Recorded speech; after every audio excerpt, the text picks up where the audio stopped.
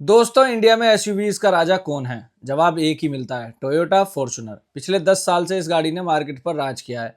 कोई आया कोई गया, लेकिन इसका बाल भी बांका नहीं कर पाया। लेकिन अब गेम बदलने वाला है। चीन की टेक्नोलॉजी और ब्रिटिश की ब्रांडिंग का एक ऐसा मिक्सचर इंडिया आ रहा है जो कि साइज में फॉर्च्यूनर से बड़ा है, फीचर्स में एस क्लास को टक्कर देता है और पावर में एक टैंक है। और बात करें प्राइस की, तो एक फॉर्च्यूनर के प्राइस में आप ऐसी 3 कार्स को बाय कर सकते हैं। मैं बात कर रहा हूं आने वाली एमजी की मैजेस्टर के बारे में। तो आज की वीडियो में हम इस गाड़ी का फुल डीएनए टेस्ट करेंगे और जानेंगे कि ये गाड़ी कब इंडियन मार्केट के अंदर आने वाली है, क्या कुछ प्राइस पॉइंट रहने वाली है और क्या सच में ये फॉर्च्यूनर का खेल जो है वो खत्म करके रहेगी या फिर नहीं। तो नमस्कार दोस्तों, स्वागत है आपका अपने चैनल निकोडियंस में और मैं हूं आपका होस्ट निशांत चौधरी। और अभी हमारे सामने है यहाँ पर एमजी मैजेस्टर। एमजी मैजेस्टर के नाम से आपने इस गाड़ी को देखा होगा इंडिया में, लेकिन बाहर की कंट्रीज में कई और नाम से पहले से ये गाड़ी जो है इंटरनेशनल मार्केट में बिक रही है। और ऐसा नहीं है कोई नया एक्सपेरिमेंट एमजी कर रही है, एक सोचा समझा प्लान है यहाँ पर। एक भरोसेमंद गाड़ी है जिसे इंडियन मार्केट के अंदर लॉन्च किया जा रहा है और इस गाड़ी को 12 फरवरी को इंडियन मार्केट के अंदर ऑफिशियली लॉन्च कर दिया जाएगा। ये गाड़ी एमजी ग्लोस्टर का एक बहुत ही बड़ा अपडेट है, या फिर कह सकते हैं कि एमजी ग्लोस्टर का बिग डैडी है। यानी कि साइज में भी उससे बड़ा है और कहीं ना कहीं फीचर्स जो है या फिर लुक्स जो है वो भी बहुत ही ज्यादा नेक्स्ट लेवल इस गाड़ी के कर दिए गए हैं।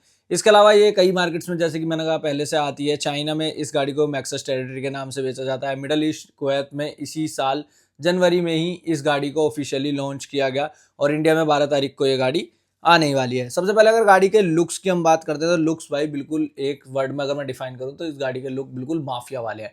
बहुत ही बड़ी गाड़ी की शेप रहती है। गाड़ी की लेंथ की बात करें तो 5 मीटर से भी बड़ी है, जो कि फॉर्च्यूनर से बड़ी है। विड्थ, हाइट, ग्राउंड क्लियरेंस, सभी चीज़ें अगर डायमेंशंस आप देखेंगे ओवरऑल गाड़ी की, तो वो बहुत ही ज़्यादा बड़ी यहाँ पर रखी गई, जिसकी वजह से जो रोड प्रेजेंस है गाड़ी की वो बहुत ही ज़्यादा कमाल आती है। बॉक्सी शेप होने की वजह से बिल्कुल एक माफिया रोड प्रेजेंस जो हम इंडियंस को बहुत ज़्यादा पसंद आती है, उस तरीके की ये गाड़ी हमें प्रोवाइड कर देती है।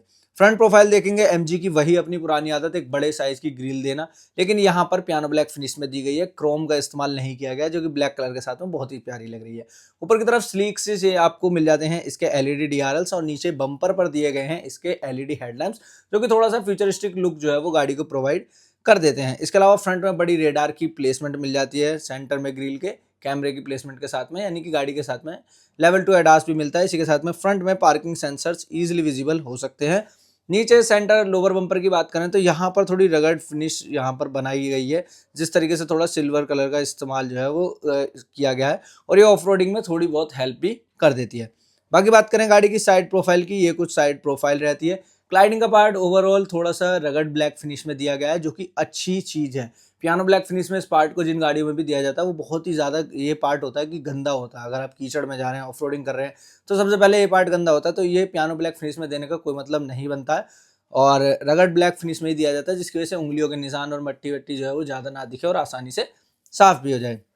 बात करें एलॉय व्हील की, 20 इंचेस के एलॉय व्हील आपको इसमें मिलेंगे। फ्रंट और रियर दोनों में डिस्क ब्रेक है।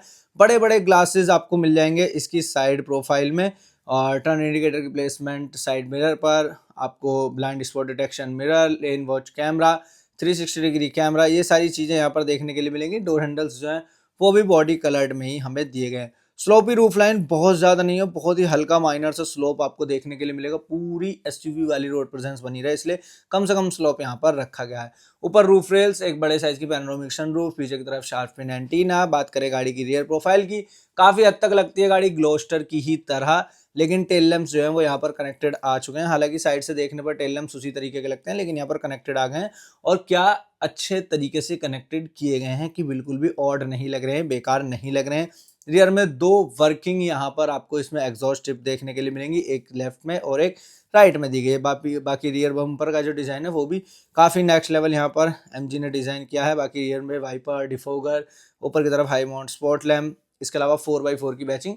जी हाँ, गाड़ी के साथ में 4x4 मिलता है, कई ड्राइविंग मोड्स मिलते हैं, डिफरेंशियल लॉक्स भी यहाँ पर गाड़ी में मिल जाते हैं। ये कुछ रहती है गाड़ी की ओवरऑल। अगर बात करें एक्सटीरियर की तो ये कुछ रहता है। बाकी फीचर्स की बात करें तो वही आपको ABS, EBD, electronic stability control, hill hold assist, auto hold, इसके अलावा लेवल 2 एडास के साथ में lane keep assist, emergency breaking और कई कमाल के फीचर्स जो है वो लेवल 2 एडास सिस्टम के साथ में देखने के लिए मिलने वाले हैं। गाड़ी के इंटीरियर की तरफ बढ़े उससे पहले बात कर लेते हैं गाड़ी के इंजन ऑप्शन, ट्रांसमिशन और माइलेज के बारे में कि किस तरीके की परफॉर्मेंस रहेगी। फॉर्च्यूनर राइवल है या नहीं, बेसिकली इंजन ही वो डिसाइड करेगा। क्योंकि जितनी पावर जिस प्राइस पॉइंट पर हमें मिल रही है फॉर्च्यूनर के अंदर और जिस साइज़ के साथ में, वो अभी कोई और प्रोवाइड नहीं कर रहा है। वैसे तो ये गाड़ी डीजल इंजन के साथ में आने वाली है, लेकिन रूमर्स ये भी उड़ रहे थे कि इस गाड़ी के साथ में प्लग इन हाइब्रिड सिस्टम हमें देखने के लिए मिलेगा, जिसमें चार्जर के द्वारा आप गाड़ी को चार्ज करेंगे, एक एक्सटर्नल बैटरी आपको देखने के लिए मिलेगी। लेकिन जब आप चार्जिंग की बात आती है तो कंपनीज जो है चार्जर प्रोवाइड करती हैं वो बहुत ज़्यादा कॉस्टली होते हैं और वो इतना अच्छा परफॉर्म भी नहीं करते हैं। तो इस केसेस में मैं आपको सजेस्ट करूँगा कि आप थर्ड पार्टी ईवी चार्जर्स जो हैं उन्हें कभी यूज़ करके देखें, क्योंकि वो कभी कभी ज़्यादा सेंस बनाते हैं कंपनी के चार्जर से, क्योंकि वो ज़्यादा फीचर्स प्रोवाइड करते हैं, रिलायबल सर्विस और सपोर्ट होती है उनकी, और सबसे बड़ी बात है कि वो कम कॉस्ट पर आपको मिल जाते हैं। तो देखिए इस गाड़ी के अंदर में वही इंजन देखने के लिए मिलेगा जो कि ग्लोस्टर के अंदर मिल रहा था, 2 लीटर का यहाँ पर ट्विन टर्बो डीजल इंजन। अब ये ट्विन टर्बो डीजल इंजन है तो पावर जो है वो इसकी काफ़ी ज़्यादा हो जाती है अगर आप इसे फॉर्च्यूनर से कंपेयर करते हैं। फॉर्च्यूनर अराउंड 200 bhp प्रोड्यूस करती है, लेकिन ये 213 से 216 bhp आसानी से निकाल देती है और 480 से 500 न्यूटन मीटर का टॉर्क निकाल देती है, जो कि अगर सेगमेंट में देखेंगे तो सबसे ज़्यादा तो नहीं है लेकिन ठीक है। इसके अलावा इस गाड़ी के साथ में हमें 8 स्पीड का ऑटोमेटिक ट्रांसमिशन देखने के लिए मिलेगा। अब इस ट्रांसमिशन को लेकर के बहुत ही अच्छी चीज़ मैं आपको बता देता हूँ। देखिए बाकी गाड़ियों के अंदर अगर फॉर्च्यूनर से सबसे पहले आप कंपेयर करते हैं तो फॉर्च्यूनर में सिर्फ हमें 6 स्पीड का ऑटोमेटिक ट्रांसमिशन देखने के लिए मिलता है, जो कि आप समझ सकते हैं कि कहाँ 8 स्पीड का ट्रांसमिशन और कहाँ 6 स्पीड का ट्रांसमिशन। तो उसमें क्या है कि आरपीएम बहुत ज़्यादा हाई चले जाते हैं 6 स्पीड के ट्रांसमिशन के साथ में, और ये काफ़ी ज़्यादा पुराना भी हो चुका है, थोड़ा स्लो थोड़ा सुस्त सा फील होता है, शोर ज़्यादा करता है। 6 गियर होते हैं सिर्फ इसमें, तो इसलिए माइलेज जो है वो भी काफ़ी ज़्यादा कम प्रोवाइड करता है। अगला कंपटीशन अगर अगर आप इसे जीप मेरिडियन से कंपेयर करते हैं तो जीप मेरिडियन के अंदर 9 स्पीड का ऑटोमेटिक ट्रांसमिशन मिलता है, जो कि हाईवे के लिए क्रूज करने के लिए तो अच्छा है, लेकिन सिटी में जब आप इसे यूज़ करते हैं तो इसके जो है गियर थोड़े से कन्फ्यूजिंग वहाँ पर हो जाते हैं। इसके अलावा अगर आप देखते हैं स्कोडा कोडियाक इसका कंपटीशन है तो उसके अंदर 7 स्पीड का डीसीटी ट्रांसमिशन मिलता है। ड्यूल क्लच ट्रांसमिशन जो है बेस्ट होता है, बिजली की रफ्तार से गियर जो है वो है बदल देता है, लेकिन बम्पर टू बम्पर ट्रैफिक के अंदर जो है इसमें थोड़ा सा जर्क देखने के लिए मिलता है। लेकिन अभी क्या है, ये जो हम देख रहे हैं जो हमें 8 स्पीड का ऑटोमेटिक ट्रांसमिशन मिल रहा है इस गाड़ी के अंदर, ये 100 से 120 की स्पीड पर भी बहुत कम आरपीएम पर जो है चल जाता है ये। और ये जो है BMW और वॉक्सवैगन ग्रुप अपनी कई गाड़ियों में इस ट्रांसमिशन को इस्तेमाल करता है, तो काफ़ी ज़्यादा बेस्ट इन क्लास ये गियर बॉक्स रहता है। अब 8 स्पीड का ट्रांसमिशन है तो माइलेज भी काफ़ी अच्छा ये प्रोवाइड करता है इस इंजन के साथ कंबाइन करके, और जहाँ पर पावर चाहिए होती है वहाँ पर कम आरपीएम पर अच्छी खासी पावर भी निकाल करके दे देता है, माइलेज भी अच्छा निकाल देता है। तो एक बेस्ट कॉम्बिनेशन है ये इस ट्रांसमिशन के साथ में इस इंजन का, जिससे माइलेज और पावर दोनों ही हमें अच्छी देखने के लिए मिल जाती है। हालांकि माइलेज सिटी के अंदर 10 से 12 का और 14 से 15 का 80 से 100 किलोमीटर की स्पीड पर चलाओगे तो हाईवे पर निकाल करके ये इंजन जो ट्रांसमिशन के साथ में इंजन आसानी से निकाल देगा। देखिए अब बात करते हैं गाड़ी के इंटीरियर की। इंटीरियर काफ़ी ज़्यादा इंस्पायर्ड है एमजी ग्लोस्टर की तरह ही, लेकिन काफ़ी कुछ चेंजेस भी किए गए हैं। जो सबसे पहले तो इंटीरियर का कलर आप देखेंगे ब्राउन और थोड़ा पीच कलर में दिया गया, जो कि काफ़ी ज़्यादा अच्छा और एयरी सा यहाँ पर ये फील हो रहा है। स्टीयरिंग व्हील वो पहले की तरह सेंटर में एमजी के लोगों की तरह लोगो दिया गया है और 3 spoke steering wheel, steering mounted controls और एडास से जुड़े कंट्रोल्स यहाँ पर दिए गए हैं। इसके अलावा इंफोटेनमेंट सिस्टम की बात करें तो यहाँ पर 12.3 इंचेस का इंफोटेनमेंट सिस्टम है, जिसके साथ में वायरलेस एंड्रॉइड एप्पल कारप्ले सभी चीज़ें देखने के लिए मिलेंगी। डैशबोर्ड पर सॉफ्ट टच फिनिश का इस्तेमाल वो क्लियरली दिख सकता है, थोड़ा फैब्रिक का भी इस्तेमाल यहाँ पर किया गया है। एसी वेंट सिल्वर फिनिश के साथ में मिल जाते हैं।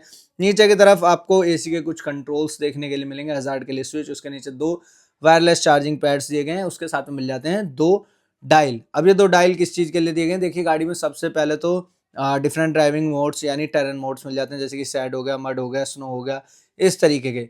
इसके अलावा एक आपको डायल मिलता है 4 लो 4 हाई, यानी कि 4x4 के डिफरेंट मोड्स के लिए यहाँ पर दिया गया 4 हाई 4 लो और 2 हाई 2 लो, इस तरीके के लिए एक डायल यहाँ पर दिया गया है।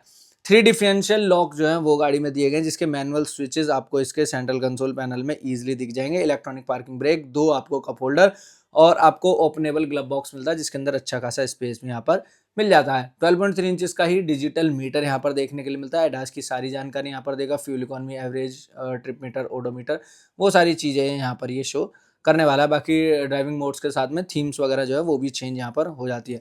ऊपर की तरफ पैनोरामिक सनरूफ मिल जाती है। बात करें गाड़ी की सेकंड रो की, आपको सेकंड रो में 3 एडजस्टेबल हेडरेस्ट, एक आर्म रेस्ट और कप होल्डर्स के साथ में सेकंड रो में भी ऑटोमेटिक क्लाइमेट कंट्रोल एसी मिलेगा। फर्स्ट रो में भी dual zone automatic climate control AC दिया गया है, लेकिन यहाँ पर कोई भी फर्स्ट और सेकंड रो में वेंटिलेशन सीट्स तो मिलती हैं, लेकिन कोई भी मसाज सीट नहीं मिलती हैं। और इस चीज़ पर भाई मैं तारीफ करना चाहूँगा स्कोडा की कुशाक, जो कि अभी लॉन्च हुई है, भाई उसमें सेकंड रो में जो है मसाज सीट्स ऑफर की गई हैं, तो फर्स्ट इन सेगमेंट है, किसी गाड़ी के अंदर ही ऑफर किए गए। बाकी स्कोडा कुशाक का नया फेसलिफ्ट अगर आपने नहीं देखा है तो भाई वो बहुत ही ज़्यादा नेक्स्ट लेवल उसे बना दिया है, चाहे बात हो लुक्स की, इंटीरियर एक्सटीरियर। और 8 स्पीड का ऑटोमेटिक ट्रांसमिशन अब आप समझिए कि इस गाड़ी के अंदर दिया जा रहा है, और वहाँ पर कुशाक के अंदर भी 8 स्पीड का ऑटोमेटिक ट्रांसमिशन ऑफर किया गया। तो सोचिए कितनी ज़्यादा फ्यूल इकोनॉमी और कितनी ज़्यादा फन टू ड्राइव गाड़ी वो अब बन चुकी है। हालांकि हम उस पर नहीं, अपने इसी पर रहते हैं। तो यहाँ पर ये कुछ रहता है सेकंड रो में। बाकी सेकंड रो में भी ऑटोमेटिक क्लाइमेट कंट्रोल एसी, और थर्ड रो में भी एसी वेंट्स मिल जाते हैं। एमजी ग्लोस्टर की लेंथ इतनी ज़्यादा है कि थर्ड रो में बहुत अच्छा स्पेस मिलता है। 6 फीट का टॉल पर्सन आराम से बैठ सकता है। मैं खुद बैठा हूँ ग्लोस्टर के अंदर, और वही चीज़ इस गाड़ी के अंदर भी रहेगी। इसमें 6 सीटर और 7 सीटर दोनों के ही ऑप्शन हमें देखने के लिए मिलेंगे, जिस तरीके से ग्लोस्टर में मिलते थे।